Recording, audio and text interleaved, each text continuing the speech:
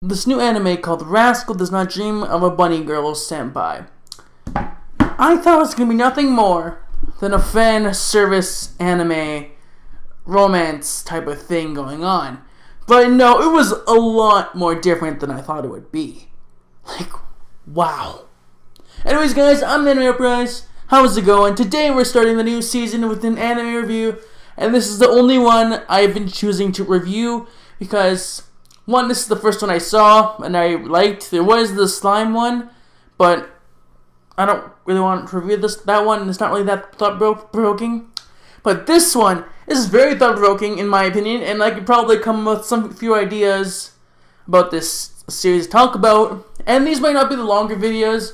And again, I do have videos on the list that I'm going to talk about besides Bowsette, because Bowsette's over now. So yeah. Anyways, anime reviews coming every week for this series alone. If you guys do want more anime series to review, then recommend me some. Hopefully they go on Crunchyroll, because that's all I'm going for. If they're on Crunchyroll, I'm going to review it. Which is really one of the reasons why this anime got here. And that's my first thing. So in this review, I'm going to be talking about characters, since this is the first introduction to the series. So, yeah. The characters. The main character guy. First, though, my first thoughts on him, he's a loner. He's a loner, he no friends, and honestly, he's very interesting. It seems like he has like a future notebook, or at the beginning, it just kind of, at the beginning and the end of the episode, it's like, okay, he wrote this in the future, and he wants to remember it, kind of thing. He wrote that for the future me. That's what it was. So it's not a future notebook. At first, when I was watching this episode, I was like, he has a future notebook? Is there really going to be supernatural powers? And I was like, yeah, no. It's a romance comedy. Come on. But further in deep in the episode, I'm going to go off on a tangent here, or I guess the other point, is the adolescence syndrome. They introduced this goddamn supernatural phenomenon in this series. Okay, why? This freaking surprised me to no end. I didn't expect this anime to have supernatural stuff. So basically, I'm gonna read off what it says here. So, basically cause supernatural things to happen. Like, for example, body swapping. And there's more. There's even more. I screenshotted it. So, I'll just read it off. Adolescent syndrome. Abnormal experiences during adolescence due to sensitivity or instability. Next is the other things that can happen. Hearing other people's thoughts or seeing other people's futures, which is also an ability, or swallowing bodies, like I said earlier. Dude, there's two things. And for the fact that there was also... Man, my dog is being so loud. But there's also things like getting unexpectedly hurt, like getting cut. Like his little sister.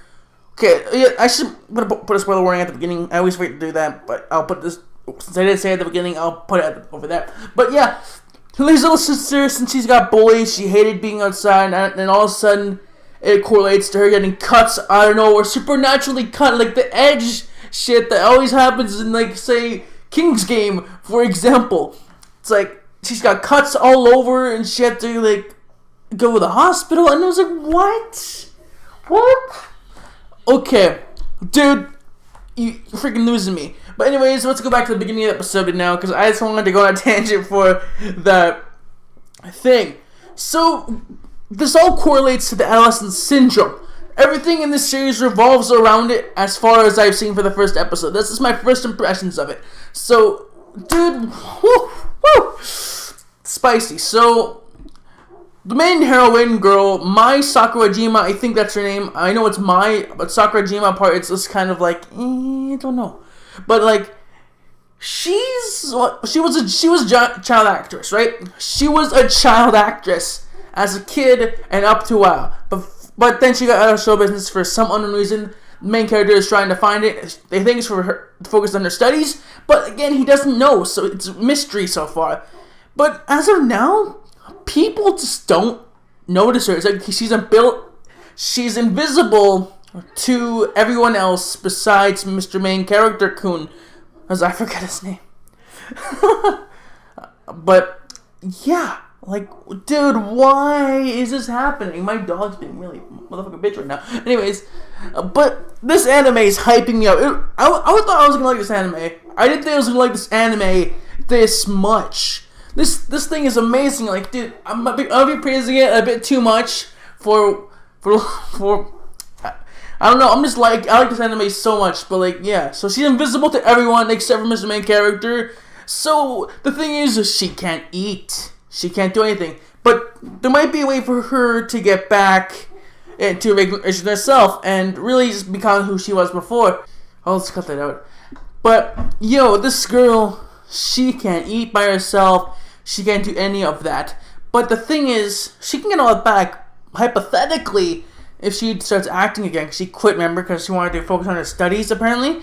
So she wanted to go studies, I guess, and yeah. Then she lost her ability to talk to people and everything else like that. Like, what the hell, my dog? But what the hell?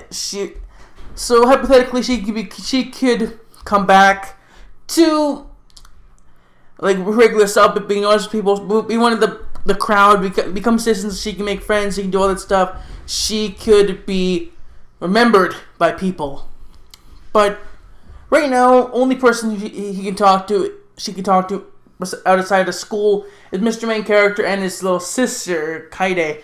And wow, that's it. She's really interesting because again, she has a strong introduction by her being in a bunny suit, testing out if she can be seen with a bunny suit on. And well, yeah.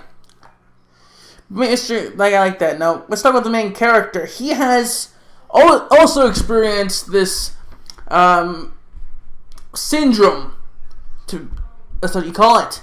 So he had, like his sister, like I said earlier, had cuts. I'm not sure if I mentioned his story, but yeah, she had a bunch of cuts on her, like mysteriously, and well, he got that too.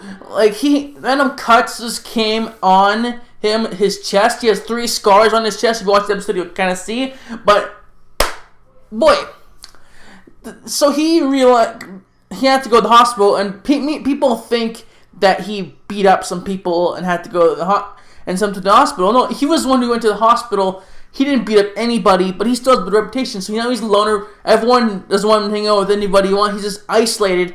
So it's basically bringing up the stuff from the freaking I don't know, the Oregaino or something. The one with Hachiman in it. It's like that because like everyone's isolating him for not being one of the crowd, or not getting friends enough faster, and being isolated for being a rebel or whatever. So it's something like that. Yeah. That's all my thoughts on this series. It's very thought-provoking. Like, how is this gonna work out? Like, he wrote it in his book to remind himself not to forget. Will he forget later, then have to come back to that notebook? Or what's gonna happen with their love relationship? Is she gonna be able to be seen by other people? Is she gonna fix her problems? This is like all these answers. Like, all these questions are just building up. I can't wait to see more. So this anime is really great to watch. I really recommend everything. So basically, this episode explains all the things, introduces all the characters, and just makes it really thought-provoking with the syndrome. But yeah, anyways, sorry guys for the background noise. I'm gonna go punch my brother now. Anyways, guys, if you enjoyed this video, please leave a like, subscribe, and I'll see you guys all in the next video. I can't wait to be back in the anime review for next episode, and I'll see you guys all next time. Done.